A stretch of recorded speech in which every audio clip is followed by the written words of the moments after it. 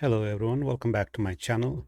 Today's video I'm going to talk about is it ideal for bringing stored proc with parameter in Power BI.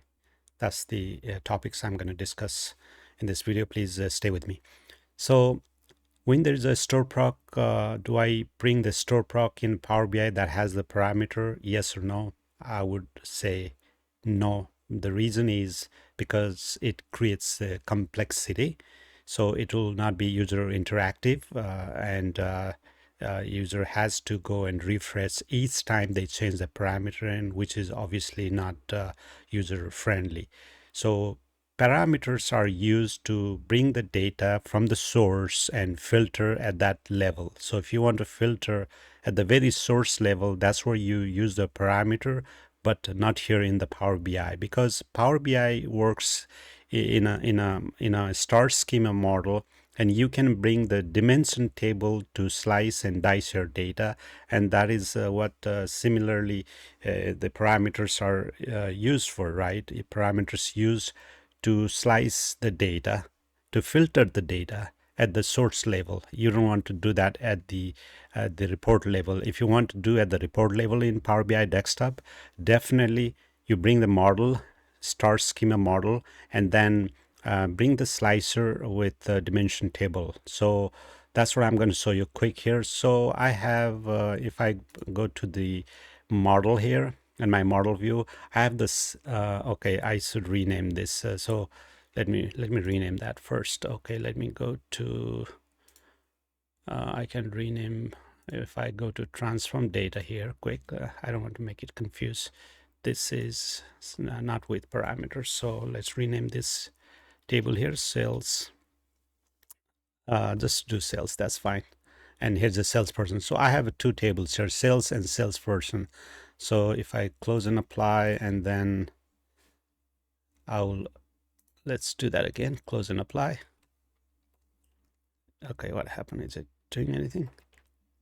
Okay, all right. So the source for the sales is I have a store proc called get advanced works sales from this database and my SQL Server name, and you execute that store proc exactly like this, and that's how you run it here and say okay.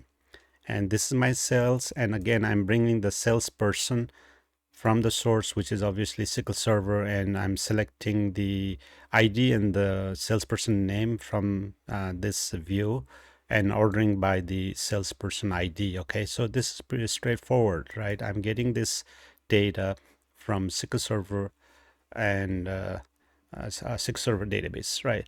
So I'm bringing the sales and the salesperson because I want to filter the sales data based on their salesperson ID, and I want to see their name, something like that, right?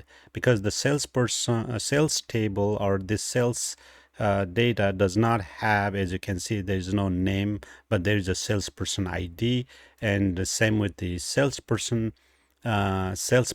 table, there's a salesperson ID and name. So you can join these two tables from the salesperson based on salesperson ID, and then we can know each salesperson sales and their name also, right?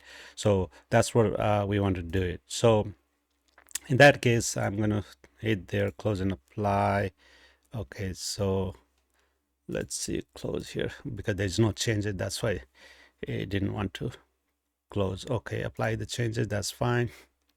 All right, now if I show you again the model here, so what I'm joining these sales and the salesperson, this is my dimension table. As you can see, there is a one to many relationship here. So this has one, means there's no duplicate. This is one, and filtering down to many side of the relationship here on the sales table, which is my fact table. And there's a star, means this is a star schema. This is what called star schema. So this is my fact table. This is my dimension one to many relationships built based on the salesperson ID with the salesperson ID. If I click here or to take my mouse, you will see which fields are highlighted. That means those are the fields being joined. Okay. All right. Now going to the report level. So I have this sales information from my sales table, and I want to filter the data. So let's bring the slicer here. Okay, let's shrink this down to make it smaller. We don't need that big, right? So I'm going to put it right here in the middle. So how you want to slice this, right? The parameter is parameters are used to slice, and in this case we're not bringing parameter, we're bringing the dimension table, which is the salesperson is our dimension table. We want to slice these cells based on their salesperson ID, and I have the filter slicer, and I'm going to bring this salesperson ID. Okay, and let's format this. This is showing in between. I don't want to between, I want to drop down. Okay, so make it option to drop down, so you can drop down and see their salesperson ID. I mean, and again, one more thing to point here is when you want to filter these guys, salesperson IDs, I want this is a search is not enabled, and if you click on three little dots here, the search is not enabled because this field that we're getting, as you can see, there's no search option available. We can't even enable that. Reason is because this field that is coming is not text. So if you want to enable that search, what you have to do is go to table view and go to this table that you want to enable that search, and this field is a whole number, but you want to change it to text data tab. See, text, switch to text.